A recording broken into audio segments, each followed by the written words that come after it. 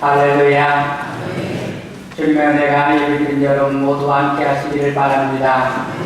옆사람과 사랑의 교제를 나누시겠습니다. 사랑합니다. 감사합니다. 함께 합시다. 건강하시게요.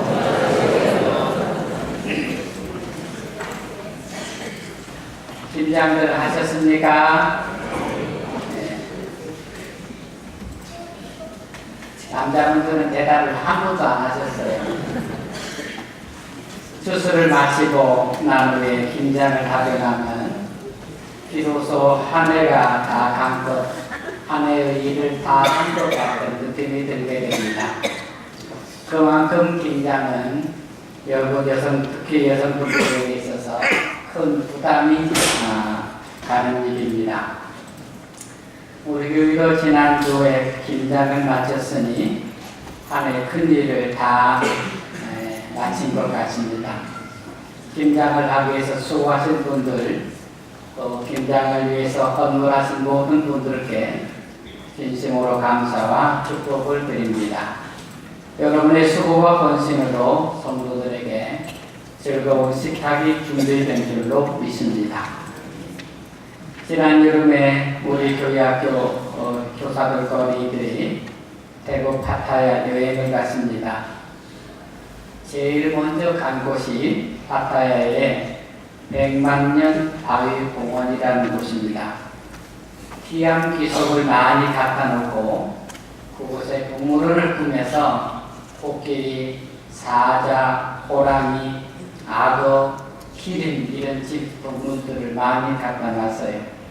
그곳에서 악어 수를 하는 그런 관광지입니다. 이곳이 100만년 바위공원인 것은 그 공원 안에 여러 암석들이 있는데 그 중에 나무 화석이 있기 때문입니다. 돌이 든 아주 굵은 나무 화석이 있는데 그 화석이 100만 년이 되었답니다. 나무는 죽으면 썩는 것입니다.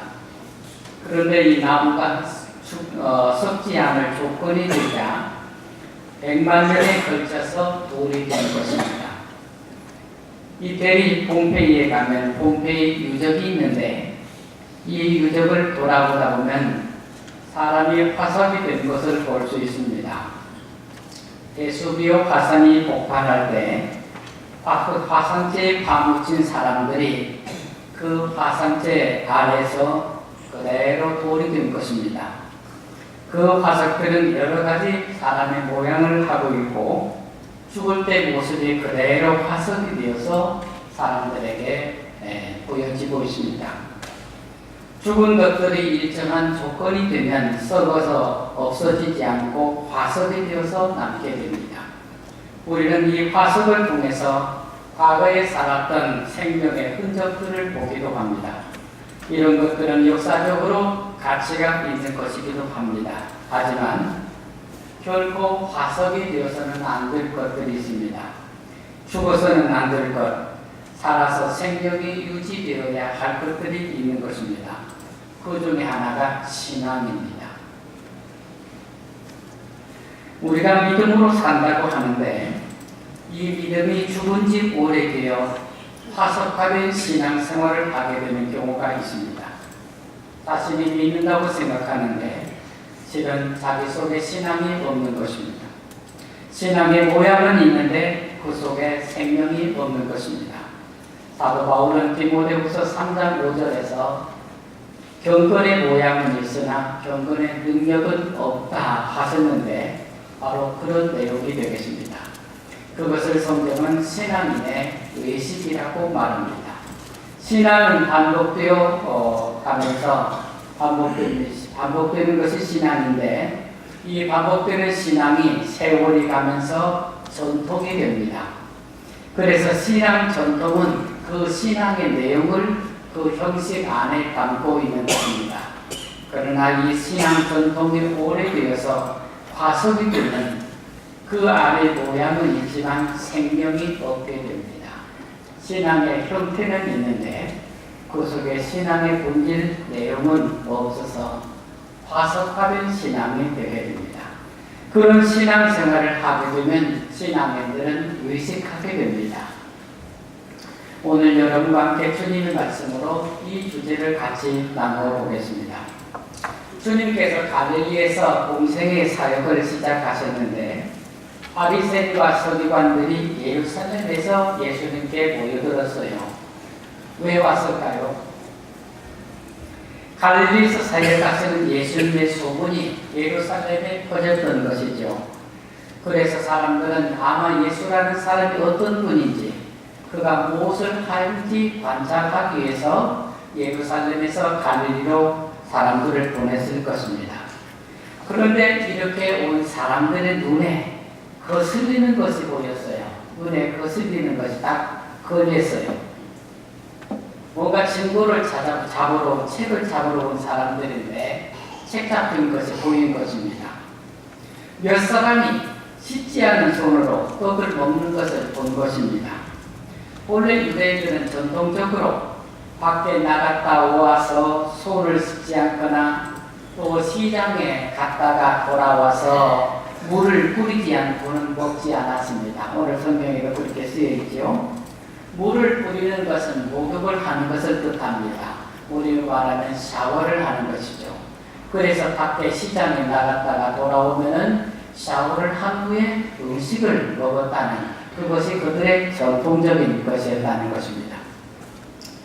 그것은 나름대로 정결예법을 따르기 위한 전통이었습니다. 예루살렘에서 온 바리새인과 서기관들에게는 손을 씻지 않고 음식을 먹는 사람들이 눈에 거슬렸습니다.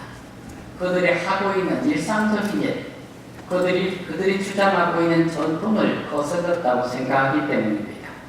그것은 정결예법에 어긋나 부정하게 되는 일이라고 생각했기 때문에 이렇게 율법의 눈으로 자꾸 사람들을 볼 때 손을 씻지 않고 떡을 먹은 사람들이 그 때문에 살인처럼 착각 걸렸다는 것입니다. 그래서 그들은 예수님께 말씀을 드렸습니다. 말씀을 드렸다는 표현이 부드럽지만 실은 우리말로 보면은 따졌다는 것입니다. 예수님께 따진 거예요. 왜 당신의 제자들은 손을 씻지 않고 음식을 먹소 하고 예수님께 따졌다는 것입니다. 왜 씻지 않은 부정한 손으로 음식을 먹습니까? 그러자 주님께서 이사야 선지자의 말씀으로 대답을 하셨습니다. 이사야 선지자가 이렇게 말하였다. 이 백성이 입술로는 나를 공경하되 내게서 멀다. 사람의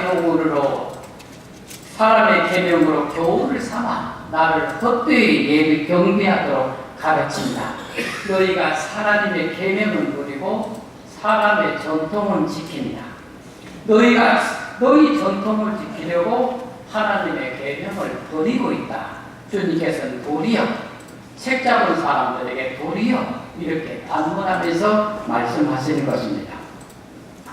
주님은 이런 신앙 행위를 가리켜서 외식이라 하셨습니다. 한번 따라서 볼까요? 외식. 여러분 성경에서 잘 읽는 말입니다. 외식. 이 외식이라는 말은 헬라어 휘포크리테스라는 말에 번역한 것입니다. 한번 따라서 해볼까요? 휘포크리테스.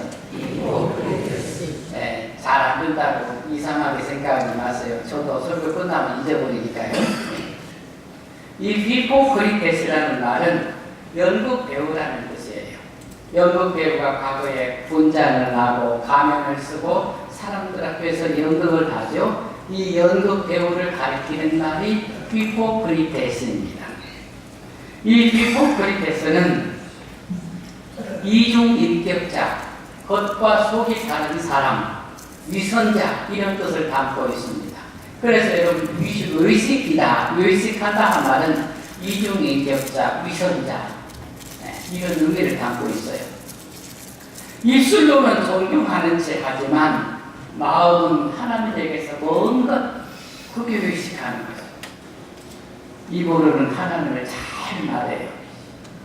입으로는 근사하게 하나님을 말하는데 그 마음에 하나님을 공경함이 없는 것. 이게 의식이라는 것입니다.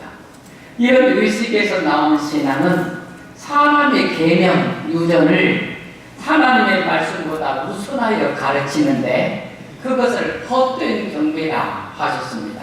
헛된 경배, 형식을 추구하여 진실한 마음으로 하지 않는 모든 것. 마음에는 원하지 않아요. 그런데 형식으로만 잘하는 것을 이걸 헛된 경배라고 하죠. 마음으로 하나님을 공경하지 않아요. 그런데 형식으로 모든 걸 다 한다는 것은 마음에 하나님을 사랑하지 않아요. 그런데 일은 다 하는 거예요. 이걸 가리켜서 의식이라고 하였습니다. 여러분, 모든 신앙 종교인들이 부딪힐 수 있는 위험이 그렇습니다. 종교 지도자들이 항상 이 문제에 부딪힙니다. 목사들이 가장 많이 부딪히는 문제가 이 의식의 문제가 되겠습니다. 예수님은 유대인들이 이렇게 의식하는 것을 구체적으로 예를 들어서 설명을 하셨어요. 왜 그들의 행위가 그들이 가르치고 있는 것이 의식인지를 설명하고 있습니다. 11절 말씀.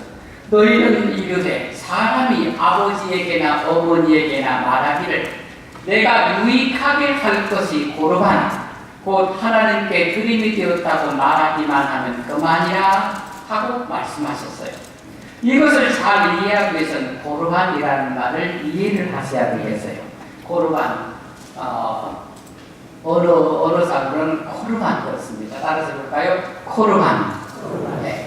우리 한글 번역으로 고르반인데 발음상으로 코르반입니다. 이 코르반이라는 말은 하나님께 드린다. 하나님께 드린다. 하나님께 바친다. 코르반. 하나님께 바친다는 거예요. 파기할 수 없는 맹세로서 하나님께 바쳐지는 물건, 그것이 코르반이에요. 어떤 중요한 소중한 것이 있어요. 그것을 코르반 하면 이것은 하나님께 바쳐지는 소중한 것이다. 그게 코르반입니다. 그래서 만일 아들이 부모님을 봉양하는데 드려야 될 것이 부모님께 드려야 될 것, 이것은 부모님을 섬기기 위해서 드려야 될 것이에요. 그런데 이 부모님께 드려야 될 것을 그 물건을 가지고 코르반 한다는 거예요. 이 코르반 하면은 이게 부모 아버지께 드려야 되는데 이가 아버지 대신에 아버지보다 더 높으신 하나님께 드렸다. 이것이 코르반이에요.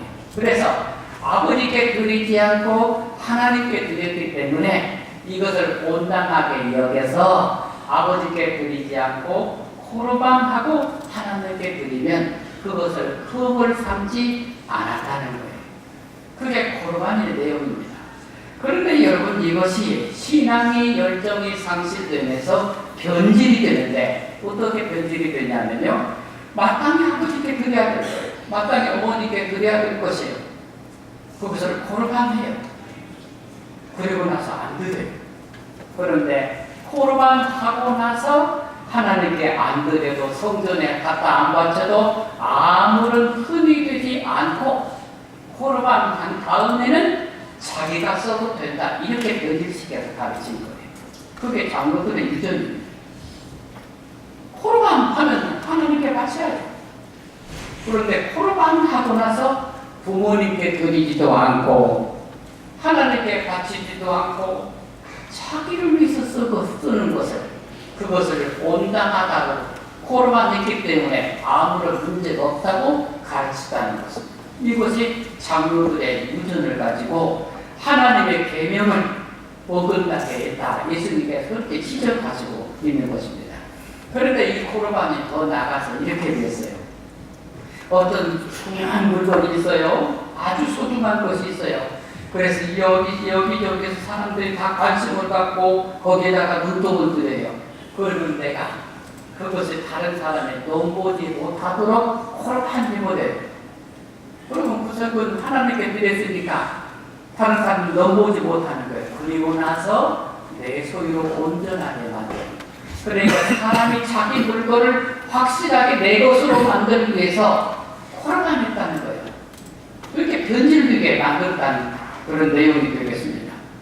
그래서 이 코르반이라는 말이 하나님께 바치는 거룩한 것이 원래 그런 것인데 그런 뜻이 아니라 나중에 이것이 변질되면서 코르반이라는 말이 자기 소유권을 지키는데 사용된 말로 변질시켰다는 것입니다. 그래서 예수님께서는 사람이 외식하게 되는 이유를 입술로는 공경하되 마음은 내게서 멀기 때문이라죠. 입술로는 하나님을 공경하는 모든 명색과 수사를 다 해요. 말로는 다 해요. 그런데 마음이 하나님을 공경함이 없는 것, 그것을 외식이라고 하신 것입니다. 그래서 여러분, 형식은 갖추었지만 마음에 하나님을 공경함이 없는 것, 하나님을 경외함이 없는 것. 여러분, 왜 신앙이 의식이 될까요? 왜 신앙 전통의 화석이 되는 겁니까? 마음에 하나님을 공경함이 없기 때문이에요. 신앙의 생명이 무엇입니까? 무엇이 신앙의 생명입니까? 마음으로 하나님을 사랑하는 거죠. 그게 신앙의 생명이에요. 내 마음으로 하나님을 경외하는 것, 그게 신앙의 생명이에요. 그런데 내 마음에 하나님을 경외하지 않아요. 그런데 입으로는 모든 종교적인 행사를 다 해요. 내 마음은 하나님을 경외함이 없어요. 그것을 가리켜서 신앙의 외식이다 말씀하는 것입니다. 신앙은 하나님을 바라보며 달려가는 것입니다. 그런데 자꾸 유혹이 들어옵니다. 한 글에서 사람이 한 글을 팔게 됩니다. 그러다 결국 마음에 다른 것이 가득 차오게 됩니다. 하나님은 그 안에 있을 자리가 머물 자리가 없게 됩니다. 마음이 하나님에게서 멀어졌기 때문입니다. 신앙 전통이란 신앙 행위가 반복되면서 생기는 것입니다. 그래서 전통의 의향은 결국 그 자체가 나쁜 것이 아닙니다. 신앙 전통이라는 것이 나쁜 것이 결코 아니에요. 그러나 그 속에 신앙의 생명, 하나님을 경외함이 없으면 그게 외식이라는 것입니다. 모든 신앙인은 항상 이 위험을 갖고 있습니다. 종교 지도자일수록 언제나 이 위험에 노출되어 있습니다. 누구라도 자신의 마음으로 하나님을 참으게 경외하지 않으면 신앙은 언제나 위선자가 될 위험에 노출되어 있는 것입니다. 종교 지도자들이 언제나 자기 안에서 하나님께 대한 이 신앙을 새롭게 하지는 못하면 언제나 위선자가 될 위험에 항상 노출되어 있는 것입니다. 한 처녀가 시집갈 나이가 되었답니다. 그런데 3명의 구원자가 나섰대요. 서로 아깝도 내가 당신을 사랑하고 좋아하고 진심으로 좋아하는가 누구를 선택할지를 몰랐어요. 그때 이 처녀는요, 그들에게 달리기 경주를 할 것을 제안을 했습니다. 그래서 달리기 경주를 해서 자기를 붙잡는 사람이 자기와 결혼하겠다 그랬어요. 그래서 처녀가 이 경주를 할 때 경주를 가기 전에 자신의 주머니에 돈을 잔뜩 집어냈어요. 요즘으로 한 5만 원짜리 지폐를 돈을 잔뜩 집어넣었어요. 그리고 나서 막 달리기를 시작했습니다. 이 처녀를 잡으려고 3 남자가 뒤에서 막 쫓아옵니다. 맨 먼저 한 남자가 막 쫓아왔어요. 그러니까 이 여자가 막 붙잡으려고 하니까 주머니에 돈을 한 줄도 5만 원짜리 꺼내갖고 뒤를 착 뿌렸어요. 그런데 이 남자가 뛰어오다가 돈을 보고는 눈이 뒤집어져가지고 처녀는 잊어버리고 돈을 줍기 시작했어요. 그래서 처녀를 잃어버리고 말았어요. 또 한참 가져갈 때 2번째 남자가 뛰어왔어요. 2번째 남자가 뛰어와서 막 붙잡으려고 하니까 여자가 또 돈을 잔뜩 집어넣어서 탁 던졌어요. 이 2번째 남자도 정신없이 돈을 줬다가는 처녀를 놓치고 나가셨어요.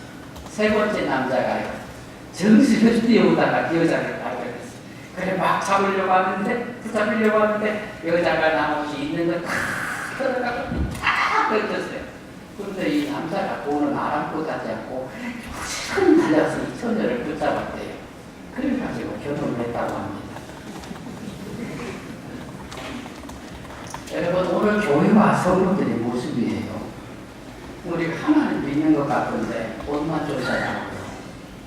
하나님 믿는 것 같은데 명예 쫓아가고요. 하나님 믿는 것 같은데 권세 쫓아가고요. 하나님 믿는 것 같은데 건강 쫓아가고요.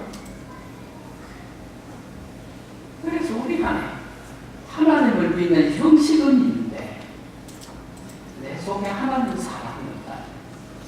내 속에 하나님 사랑. 신앙의 생명은 하나님 사랑하는 것. 하나님 복종하는 게 신앙의 생명. 내 속에 그게 없어. 복은 좋다, 본색 좋다, 명예 좋다, 세상에 온갖 쾌락을 즐기다. 내 속에 하나님 사랑하는 것입니다. 그게 신앙의 외식이라는 것입니다. 사랑하는 여러분 오늘 말씀이 무슨 이야기로 시작되었나요? 그렇습니다. 바리새인들과 서기관들이 와가지고 손을 씻지 않고 예수님의 제자들이 떡을 먹는 것을 본 것이에요. 그런데 그들은 그것을 불경하다고 보았어요. 부정하다고 보았어요. 어떻게 손을 씻지 않고 떡을 먹어서 두 사람들이 부정하다고 그렇게 본 것입니다. 예수님은 손을 씻지 않고 떡을 먹는 사람들을 부정하다고 말하는 사람들에게 그게 아니라 겉으로는 하나님을 잘 섬기는 채 하면서 속에는 하나님이 없는 너희가 회식하는 사람이라고 말씀하셨습니다. 손 씻지 않고 떡을 먹는 사람들이 부정한 것이 아니라 겉으로는 손도 잘 씻고 옷도 닦고 목욕도 잘 닦고 깨끗하게 음식을 먹어서 하나님을 공경하는 것 같은 너희가 너희 속에 하나님을 경외함이 없기 때문에 너희가 더러운 사람이다. 그렇게 말씀하십니다. 그리고 이어서 말씀하신 14절을 너희는 다 내 말을 듣고 깨달으라. 무엇이든지 밖에서 사람에게로 들어가는 것은 너희 사람을 더럽게 하지 못하되 사람 안에서 나오는 것이 사람을 더럽게 하는 거야. 주님은 사람을 더럽게 하는 것이 무엇인지를 말씀하시는 거죠. 사람에게 부정을 하게, 사람을 부정하게 하는 것, 사람을 불경스럽게 하는 것이 무엇인지를 말씀하시는 거예요. 사람의 입으로 들어가는 것은 음식을 말합니다. 사람이 무엇을 먹든 어떻게 먹든 먹는 것이나 태도가 사람을 더럽게 하는 것이 아니라고 말씀하십니다. 그것은 음식일 뿐이에요. 먹는 것은 음식일 뿐입니다. 어떻게 먹든지 음식일 뿐이에요. 먹고 뒤로 나가는 것입니다. 그러나 사람을 더럽게 하는 것이 있습니다. 그것은 사람 안에서 나오는 것이다. 사람 안에서 나오는 것, 사람의 악한 마음에서 나오는 것, 그것이 사람을 더럽게 하신다고 하셨어요. 신앙을 의식이 되게 하는 것, 위선이 되게 하는 것은 손을 안 씻고 먹어서가 아닙니다. 먹는 것은 먹어서 뒤로 나오는 것일 뿐입니다. 그것이 부정하게 하지 못합니다. 그러나 사람이 부정하게 되는 게 있는데 그게 사람의 마음에서 나오는 것입니다. 악한 마음에서 나오는 것이 그것이 사람을 부정하게 한다는 것입니다. 하나님을 떠난 마음, 겉으로는 신앙의 모양을 하고 있으나 속에는 온갖 욕심이 가득한 불경한 마음에서 나오는 것이 그것이 부정한 것이라고 가르치는 것입니다. 신앙은 마음에 하나님을 모시는 것입니다. 그러나 사람이 겉은 신앙의 모양으로 있는데 그 마음속에 하나님이 없는 경우가 있습니다. 그런 경우에 신앙은 위선이 되고 외식이 된다는 것입니다. 사람마다 자신을 돌아보아야 합니다. 오늘날 한국교회 성도들에게는 하나님 대신에 만몬이 하나님이 되었다고 말합니다. 교회와 성도가 하나님을 참으로 섬기지 못하고 만몬과 물질 우상에 빠져 있다는 것입니다. 그러니 사람들은 모두가 신앙의 모양을 하고 있으나 그 중심에서 진심으로 하나님을 찾지 못하고 있다는 것입니다. 요즘 교회를 어렵게 만든 요인이 다 물질 때문입니다. 문제가 된 명성교회가 가난한 교회라면 자식에게 세습하려고 했겠습니까? 말로는 하나님이지만 다 그 속에 물질 우상이 들어있는 것입니다. 다 화석화된 신앙입니다. 여러분 이것이 한국교회와 성도들에게 닥친 현실인 것입니다. 우루과이의 어느 작은 성당에 쓰여있는 하지마라는 제목의 글입니다. 이 글은 우리가 반복해서 외우는 주기도문을 실제 우리 생활에 적용해서 말하고 있습니다. 우리가 습관적으로 외우는 예배 시간마다 반복하는 주기도문을 이렇게 적용을 하면 우리는 주의 기도를 드릴 때마다 망설이게 될 것입니다. 하지 마라. 하늘에 계신 하지 마라. 세상 일에 빠져 있으면서 우리라고 하지 마라. 너 혼자만 생각하며 살아가면서 아버지라고 하지 마라. 아들, 딸로 살지 않으면서 아버지의 이름이 거룩히 여김을 받으시오며 하지 마라. 자기 이름을 빛내기 위해서 안간 힘을 쓰면서 아버지의 나라가 임하시며 라고 하지 마라. 물질 만능의 나라를 원하면서 아버지의 뜻이 이루어지소서 하지 마라. 내 뜻대로 되기를 원하 기도하면서 오늘 저에게 일용할 양식을 주옵시고 라고 하지 마라. 죽을 때까지 먹을 양식을 쌓아두려 하면서 저희에게 잘못한 일을 저희가 용서하오니 저희 죄를 용서하여 주시고 라고 하지 마라. 누군가에게 아직도 앙심을 품고 있으면서 저희를 유혹에 빠지지 않게 하시고 라고 하지 말라. 지을 길을 찾아다니면서 악에서 구하소서라 하지 말라. 악을 보고도 아무런 양심의 소리를 듣지 않으면서 아멘이라고 하지 말라. 주님의 기도를 진정 나의 기도로 바치지 않으면서 신앙은 생명입니다. 그것이 살았는지 죽었는지는 내 자신이 분명히 알 수 있습니다. 내가 진심이 있는지, 내 안에 진정성이 있는지, 하나님을 부르는, 하나님을 아버지라고 부르는 내 음성에 내 눈물이 담겨 있는지, 가슴 아픔이 있는지 누구보다 먼저 내가 압니다. 우리가 신앙의 의식을 넘어서 진실을 가져야 하는 것입니다. 사랑하는 여러분, 우리 속담에 명주자루에 개똥 들었다, 그런 속담이 있습니다. 명주자루에 개똥 들었답니다. 외양은 번지르한데 내용은 형편없다는 속담입니다. 외양은 그럴듯한데 내용은 형편없다. 오늘 교회가 건물은 잘 짓고 의식은 화려하지만 생명이 없습니다. 신앙의 생명은 자기 비움과 겸손과 희생에서 나오는 것입니다. 교회와 성도들 안에 생명이 없고 욕심만 잔뜩 키웠습니다. 교회는 자신을 비울수록 채워지는 것입니다. 또한 채울수록 비게 되는 것입니다. 비나 갈수록 고상하게 보이는 게 교회입니다. 화려하게 시장에서 고상해지는 게 아닙니다. 교회는 자기를 비울수록 고상해지는 것입니다. 중국 잠언집 책은담에 이런 말이 있습니다. 사업과 문장은 몸을 따라 사라지되 정신은 만물에 항상 새로우며 공명과 크기는 세상을 따라 바뀌지만 기계와 절조는 천년이 하루 같다. 군자는 진실로 저곳으로 이곳을 바꾸지 말지니라 하였습니다.